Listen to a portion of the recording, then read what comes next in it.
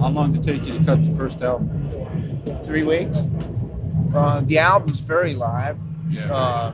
No overdubs. That's the magic of Ted Templeman. Yeah. I'd say out of the 10 songs in the record, I overdubbed the solo in 2. Running with the Devil and Ice Cream Man, and Jamie's Crying, 3 songs. All the rest are live. I use the same equipment I use live. You know, one guitar, solo during the rhythm track. Al just played one set of drums. And Mike, you know, and Dave stood in the booth and sang along, lead vocals at the same time. The only thing we did overdub was the backing vocals, because you can't play in the same room and sing, you know, with the amp, so there's a bleed onto the mics. But the music, I'd say, took a week, you know, and including Jamie's Crying, which we wrote in the studio. You know, I had the basic riff to the song, I was just dicking around, and my guitar solo. You know, Eruption wasn't really planned to be on the record. Me and Al were dicking around rehearsing for a show we had to do at the Whiskey. So I was warming up, you know, practicing my solo, and Ted walks in. He goes, "Hey, what's that?"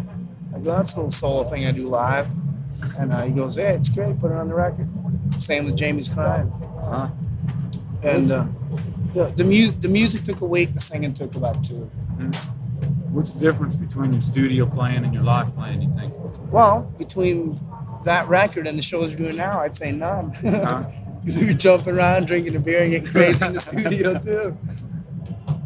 You know, there's a vibe on the record, I think, to me, because a lot of bands, they keep hacking it out and doing so many overdubs and double tracking and shit like that, and it doesn't sound real, you know? Yeah. And a lot of bands can't pull it off live because they overdub so much stuff in the studio that it either doesn't sound the same, or they're standing there pushing buttons, you know, to get their tape machines working right or something. So we kept it real live. The next record will be very much the same. You already got plans for it? Oh, for the first record, we went into the studio one day with Ted and laid down. We all just played live, you know, and laid down like 40 songs. And out of those 40, we picked 9 and wrote one in the studio for the record. So we got plenty of songs. As a matter of fact, I'm going to get together with Ted Wednesday and, you know, figure out which songs off that tape that we're going to do for the next one.